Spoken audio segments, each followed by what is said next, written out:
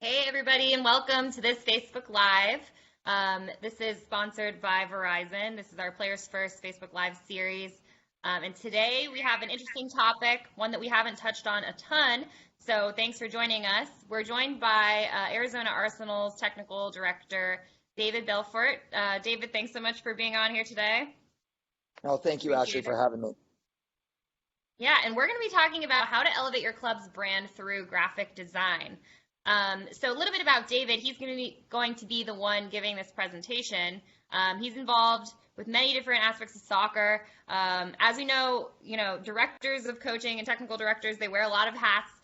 They could be coaches, soccer parents, obviously big fans of the game as well. And David is also teaching a class at his local high school about graphic design. So that's why we have him on today. It's going to be really interesting. He also works with U.S. Soccer Scouting. He's involved with ODP. He has his A license, his USC Premier Diploma, National Youth License, and he's attended our La Liga methodology course. So real quick, if you are a Players First licensed club, you should have recently received our brand manual that we created. We also did a fun little video, my coworker Tyler and I, to discuss the brand manual. You should have received that in your Players First newsletter. If you haven't, please reach out to us. And if you're not a Players First licensed club, learn more about it from our licensing webpage, which we'll post here in the feed. And if you're interested in applying, the next term is starting in September, but the application period will close for that in the next couple days on August 17th. So you can submit an application before then. Otherwise, it's rolling admission, so you can apply at any time. But if you do have any questions for David throughout this webinar, please post them in the feed. We'll get to those throughout or at the end. And otherwise, David, thanks for coming on, and I'll let you get to it. For sure, we'll get this going. So, thank you again for having me on. Soccer, obviously, extremely passionate about, and obviously graphic design is definitely something I'm really passionate about as well. When I saw the brand manual come out, I thought it would be a good time to try to give back and contribute a little bit to the great endeavor U.S. Club Soccer and Players First has put on. So I want to start this presentation by saying, what we're going to be covering with graphic design shouldn't supersede what you're doing on the field. Obviously, I think what you're doing on the field with developing players should always be the first priority, should be the first focus, and then what you're doing in the virtual environment with social media and graphic design and promoting your brand should be icing on the cake. It should be something that's value added to the experience for your players and for your membership. A little bit about what is graphic design. So when we talk about graphic design, to me, in its simplest terms, it's communicating a message to an audience, using images, using text, using what I would call the art elements and principles of design of line, shape, form, texture in an organized way to get the viewer's attention to help communicate an idea in a successful way. One of the things, obviously, you've been seeing a lot with the COVID-19 is different recommendations that clubs have for being at the fields with social distancing, players making sure that they check for symptoms and washing their hands. You've been seeing a lot of infographics with that, but there's a lot that you can do with graphic design in youth soccer. I want to just kind of go through some of these bullets, and then we're going to look at some examples of all Players First clubs that I got off of social media that I know are using graphic design in a successful way to showcase their organization, to showcase some of their highlights, and go from there. So examples of graphic design in youth soccer, the Players First licensing, obviously all our Players First clubs, it was definitely a rigorous process, and having that as an accolade and an acknowledgement on your website, on your social media accounts, to give credibility to your brand. College placement, youth national team call-ups, acknowledgement, alumni acknowledgments, whether it be both alumni in the game of soccer or maybe even alumni being successful in their professional lives. If you maybe had alumni that were frontline workers or alumni that are, coming back and coaching in your club. High school recognition, so players that are being successful in your club that are having success at the high school level. And then obviously marketing for tryouts, marketing for tournaments, marketing for upcoming program you have, if you have rec programs or in-house programs, marketing for different events. Maybe if you have a leadership council, you're doing a golf tournament, or it's a signing day. There's a lot you can do with different events that the different clubs have.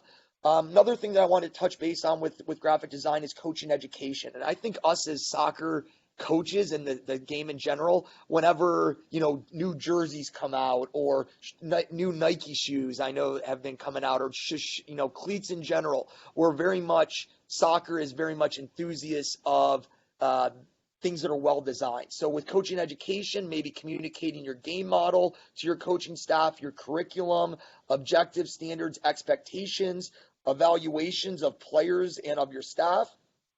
And then other things, miscellaneous, maybe staff structure for announcing who's going to be coaching different teams, staff additions, if you're maybe adding a former player to the coaching staff, or a college coach is coming, a professional coach, or in addition to your staff qualifications, if you had somebody that went to the La Liga methodology course, or a USSF A license, or United Soccer coaches license, just to show that you're developing your staff, game days, and acknowledging when your teams are playing, community service, motivational quotes, and maybe even birthday acknowledgments. I've seen that a lot in the college ranks, where it's happy birthday to some of the coaching staff, or happy birthday to some of the players. Just some different ideas of how this can be used.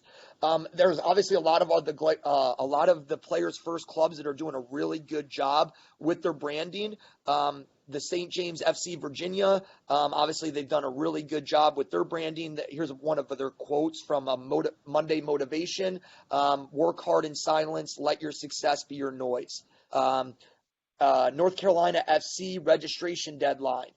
Really strong use of photography with the texture, with the logo, with the typography. Here's an example of our club's, the boys ECNL national event in Vegas. We highlighted the 6 different teams and the different clubs that they were competing against that weekend. Here you see from FC Pride, it looks like they have an addition to their programming. Really like that contrasting use of typography with the word presenting, FC Pride South, and then we have the black and white imagery in the background contrasting against this map with the red Nike logo underneath. Here's some other ones. San Juan Lightning, keynote speaker, coaching education, some of the different things that they did over the break. Tulsa Soccer Club, acknowledging some of their college commitments. And then here's one from Match Fit Academy from the girls ECNL. Really good use of typography with the image, the photograph in the background. Really like that contrast between the photograph and also this vector image with the plane. Destination Houston, so we have the contrasting font in there as well. So successful graphic design, and how do they use the space? How are you using typography? How are you using color? Ability to communicate the message, ability to successfully represent your brand. And I think it's important that when we talk about our brand, everybody wants to have you hear the word elite, you hear the word premier, you hear the word academy, you have all these high level, everybody throws out these high level adjectives of what they want their brand to represent, the organization, what's the tone that it's communicating, what are emotions that it gives in the membership. So here was an example, just a brief one. I think we would all agree, does this represent high-level soccer? And I think the answer we would all agree is no. It looks very recreational. And it might be something, this might be a element that you use if you're promoting a recreational program or an in-house program. But I think that the different graphics that we include, the different text that we include, can very much communicate a message to our to potential people from joining our organization, and also sets the tone amongst our membership. So one of the things that's kind of the first concept of your club is your logo. And logos are symbols that are made up of text and images that identify an organization. So as we look here, these are some different ideas of different types of logos. So an abstract mark, so the Nike logo would be an example of an abstract mark. A mascot logo, the player's first logo, would be an example of a mascot logo. The combination mark, where it's maybe a mascot with text, actually the player's first would maybe be more of a combination mark. Emblem logo, letter mark, pictorial mark, and word mark. So I wanted to look at this. Obviously, MLS is back. Tournament. Hopefully, a lot of the people on the line were able to support our league. Watching the MLS is back tournament. You can see here a little bit of a redesign over the years of Major League Soccer. I'll be honest with you, when I first saw the new Major League Soccer logo, I didn't love it, but it's definitely grown on me over the years. I know they have the 25 years initiative right now, as this is the 25th year of Major League Soccer. Obviously, Don Garber's done a fantastic job as the commissioner of that league to do to continue to expand in different markets and making it feel like it's cool. And I think that's one of the things that when we talk about branding, how do we as club directors, how do we as coaches make our brand cool? How do we communicate the different messages that people want to be a part of it? And how do we showcase our membership to make their experience more beneficial? So here was the club that I work for, Arizona Arsenal. We did a logo rebrand probably 5 years ago. You can see the original logo and then the new logo crest that we have now. I think we would all agree that the new redesign does look better. Sting Soccer Club, I know that they're a player's first club. They recently redesigned their club logo, and you can see the redesign from Sting Soccer Club to the new Sting crest. I think it's really important to look at your club logo and say, is this professional? Does this give a sense of feeling that it's a elite organization? And if it doesn't, maybe consider, with your board approval or some of your other leaders in your organization, do we need to redesign our logo? Should we take that step in our club's identity? With branding, I think it's important that we understand some of the different platforms that we can communicate with graphic design and with branding for our identity. And I think that's having a presence on Facebook, on Twitter, on Instagram, on YouTube, and then on your club's website. By no means am I a social media guru in regards to the different things that are out there. I will tell you guys and communicate. I do post to our club's Facebook and Twitter, and then I have another staff coach, Summer Anderson, who manages our Instagram and our YouTube. So maybe thinking about delegating out. It's maybe not one person that does all of the social media and all the branding, but working collaboratively within your organization to make sure you have a presence across all the different platforms. And then obviously I think the club website's definitely another one that some people don't have social media. So it's really important that on your club website that you're continuing to update different, highlighting different achievements, communicating out different programming and different, upcoming events.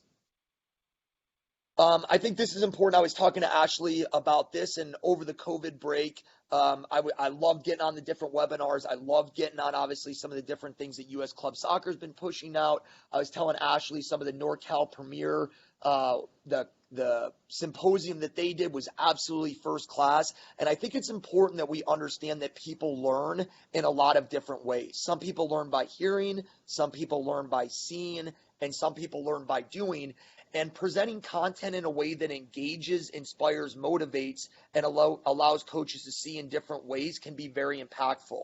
So I very much, as opposed to just Ashley doing a one-on-one conversation with me, talking about branding and identity, I feel like it's having a PowerPoint presentation that can visually engage the viewer, hopefully helps to communicate the idea even more successfully.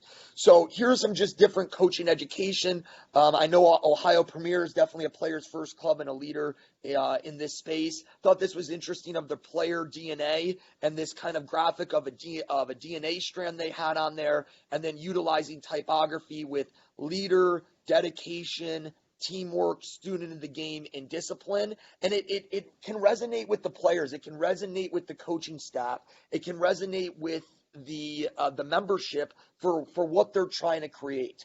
In the organization that I'm with, you can see here with some of the vector symbols, so a little bit more simplified. What we're trying to develop from our players: passion for the game, competitive, the mental side, the technical side, the tactical side, the transition. And then one of the things that I've been building out is the like a club-wide curriculum. The Players First initiative does have a partnership with Sports Session Planner that I do know that they have some discounts, some deals with that if Players First clubs want to look into that a little bit. You can see here, this was created, the organization, some of the different progressions, coaching points, animation, and then it kind of brands it with that Arizona Arsenal teal look and feel that I would think that my coaching or our coaching staff takes pride in, that this is ours. This is something that we've developed and we want to implement because they're excited about it. They feel ownership in it versus just type out on a Microsoft Word document. So one of the things people ask is, hey, Belfort, how are you creating some of those graphics? How are you creating some of the different designs? So ideally, you see this PS, AI, and ID. So PS stands for Adobe Photoshop, AI stands for Adobe Illustrator, and ID stands for Adobe InDesign. And all of these applications and more are part of the Adobe Creative Suite. And with the Adobe Creative Suite, it's, that's the industry standard if you were a professional graphic designer, okay? I do, in my graphic design 1, 2, and 3 classes, we do teach the students how to use Photoshop, how to use Illustrator, and how to use InDesign. So something to think about, because my athletic director at my school always asks, hey, Belfort, how do I make something vector? And those of us that do jerseys, those of us that are maybe with doing branding on embroidery, you need to always have vector artwork. And what that means with vector is that you can scale it and it doesn't lose resolution. So if you're ever doing something that needs to be printed on like different t-shirts for maybe tryouts or jerseys, you need to always have things be vector. Whereas Photoshop is something called bitmap graphics, where if you were to zoom in, you see small little squares, and that's for something that doesn't need to be printed. It's something maybe where you're using photographs, you're creating graphics. So I personally like to use Photoshop a lot for a lot of what I do with the graphics that I create with our club's branding and identity. But if you're doing something that needs to be embroidered, that would be better for vector. Like if you're doing a wrap or large formatting printing on a car, that you're going to wrap a car, you need to be using Adobe Illustrator. InDesign would be if you're maybe creating a program for the benefits of your club. It's a way to lay out different text, different images to create a multiple page document for your organization. Now, these are not free. If you're a student, there is student discounts. If you're a teacher or maybe work in an institution, if we have any college coaches that are on this, they can get discounts through their university. But it's a Adobe Creative Suite, and it's I think for me it's $34 as a teacher. Don't quote me on that. I think if you're not a teacher, it might be $65 a month, but you can research that on your own. Now, it doesn't mean that you have to have the high-end Adobe products in order to create graphics. So if you're a PC user, there is still a lot you can do with Microsoft Word, Microsoft PowerPoint, and Microsoft Excel. I personally am a Mac user, and there's a lot you can use with the default programs of Pages, Keynote, and Numbers to create graphics. If it definitely doesn't have the amount of resources and options that you have, but it is something that you can create some good graphics on, and it's like anything else. The more you do of it, the better you get. And I can't stress this one enough, and I tell all my students this: be self-directed learners. Get on YouTube. Get on, experiment with some of the different things. When you first started riding your bicycle, you didn't just get on that bicycle and start doing wheelies. You started with training wheels. You fell a couple times. Look at, be self-directed. If you say, hey, I want to be able to create good or successful graphic design for my club or my organization, it takes time. It does take trial and error. You have to be, research some of the different features of the different programs. Typography is a really important part of any graphic design. There are quite a few websites that you can download font for. So defont.com, Font Squirrel, 1001 free fonts. A lot of times people say, hey, Belford, I really like that font that you used in that graphic. Where did you get it from? And there are a lot of different font spaces that you can download free fonts. One of the things you do got to be careful with, though, is some of the fonts are paid for fonts. There is copyright on some of the fonts depending on if you're a nonprofit, how are you using those different fonts. So just something to be cognizant of. Next one is be resourceful. Okay, so if you're looking at some of this, say, hey, Belfort, we understand the importance of graphic design and branding and identity at our organization. We want to look to go forward with it. What do you recommend in implementing it? So maybe there's parents in your organization that have some of these skills. Maybe there's players that are high school players or even middle school players in your organization that you have that are graphic design students in high school. One of the things that I'm always doing in our school is we are always, doing different logos and different graphics for some of the different sports teams. And there's always graphic design students that have to look for different clients for like a client-based project, or maybe they're looking to do volunteer hours or financial aid hours for your organization. So there might be players that even are looking to maybe pursue a degree in graphic design in college, or even alumni that you have that are looking for experience in graphic design. It'd be a great experience for them on their resume to say that they have some real world relevant experience of designing for a youth competitive soccer club. So think about that. Maybe if you don't have players that are in graphic design, maybe reaching out to the local high school, looking at the different teachers that teach graphic design, sending them an email. Hey, I'm a club director at the local youth club. We're looking to have a stronger presence. Is there any of your students that would be interested in developing their portfolio and assisting us with some of our graphic design? And then also reaching out to some of the local colleges for different internships. I know for me personally, we reached out to some of the different colleges for game day setup, Grand Canyon University, Arizona State. We got some great interns to help us with game day operations, and it took a huge load off our plate. So maybe you could do the same with different graphic design interests. There are freelance graphic designers, design firms, and websites that offer design services. If there's something that you would like to have a pay-for service, there are those options that are out there. This is one of the things that I would say is be mindful. Be mindful in showcasing only top players and top teams. It can cause a divide in membership. It can cause a divide in a team, and it can cause a divide amongst the players. Perception is reality. So if you're only showcasing your top-end players and your top-end teams, some of those other paying membership of your club, they feel like second-class citizens. And I think that's an important thing that everybody's cognizant of.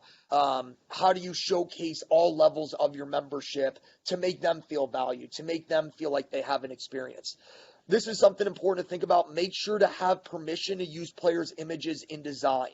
So I know for schools, in the beginning, we have like a statement that gives the school privileges to use the kid's image in design or display their image. We do that for our club during the player registration process. So maybe that's something that you include, that you have permission to display that kid's image or photo, just to make sure you're checking, cross-checking to make sure that you're not putting an image of a player out there that is younger. Because there are some parents that have younger kids that don't feel comfortable with having their kids in images, or maybe it's a situation where mom and dad are divorced, it was an abusive relationship, and they moved cross country, they started a new life, and you put that kid's picture on a graphic, and then the parents come in after you saying, I didn't give you permission to use my kid's image.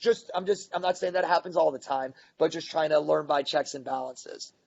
Next thing is copyright. So this is something that I think a lot of youth clubs don't always think about. So copyright is a legal means of protecting an author's work. So many times I see a lot of clubs just rip stuff off the internet and post it on their own website or on their social media threads. Technically, you got to be careful because some of that thing is a breach of copyright. Obviously, a lot of things that we push out, there's not a lot of things, people that track that and are looking to, pursue that, but you do got to be aware of copyright infringement with graphic design. So closing, search online for inspiration and ideas. We looked really quickly at a couple different ideas of some clubs that are doing it well. I'm always looking online. My alma mater, Bowling Green State University, shout out to them. They do a great job with showcasing their players, different game day graphics, highlighting players' academic achievements, highlighting their alumni that are playing in USL and going to, that went to MLS combines.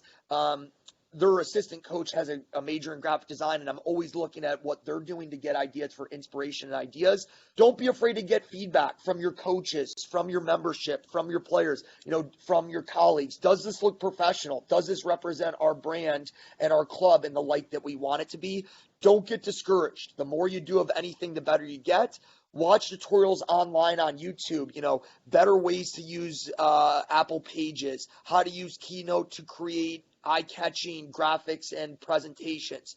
And then be sure to review the player's first brand guidelines and assets as you go forward utilizing that. So I do appreciate, anybody that came on to watch us. I don't know if there's one person or 5 people, but I do think it's an important aspect of making the experience better for youth soccer clubs, for youth soccer players, and, helping hopefully with what we do. Shouldn't, like I said in the beginning, shouldn't supersede the importance of, development of on the field, but I do think it's something that can aid in what we do. So I'm going to click stop share. I don't know if there's any questions in the chat, or Ashley, if you had any questions for me. It was about 30 minutes, and we'll go from there. Yeah. Thanks so much. That was so much information. Super helpful.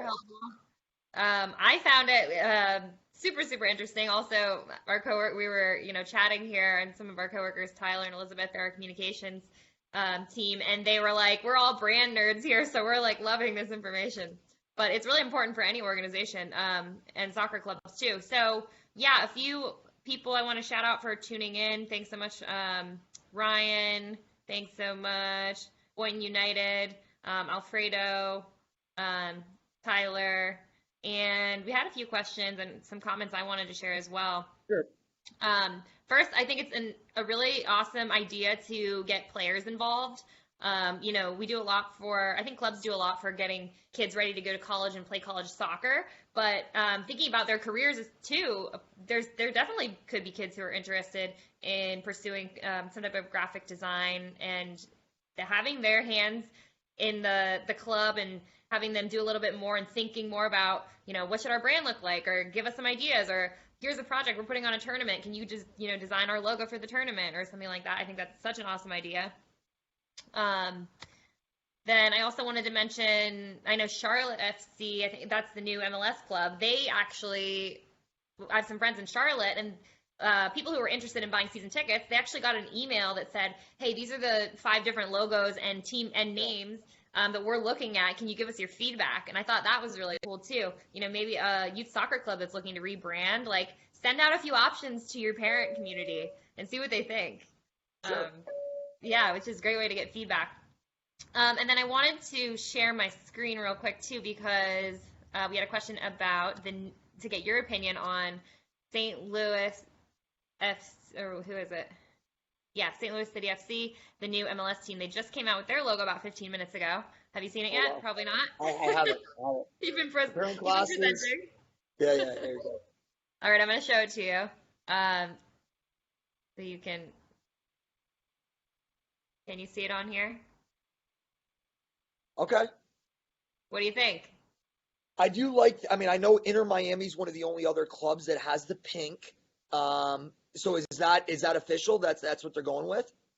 Yep, it looks like Okay. I like the, looks like yeah, it. I like the arch. I like the St. Louis City. It's a little bit unique the way it's at that vertical alignment. I like the badge. I think that's something different. Inter Miami's pink and white, so we got now a pink and navy blue. One of the things that I think is interesting, I'm from Cincinnati, and FC Cincinnati's logo, when that first came out, I didn't love it, but the more that I saw of it, the more that I became connected with it, the more I liked it. I think that's extremely professional. I think that graphic designer did a great job with it, and we're wishing them the best as they start their MLS journey. Yeah, definitely. Another shout out. Thanks for Davis Legacy for tuning in. Thanks to Jack for tuning in. Um, they left some nice comments, David. You can go on and see. Thanks, Alfredo, for tuning in. And then lastly, I just want to leave it with I love also that you said perception is reality. When we talk about players first is really putting all players first in the club and putting the interests of those players as people and as developing soccer players as a first priority.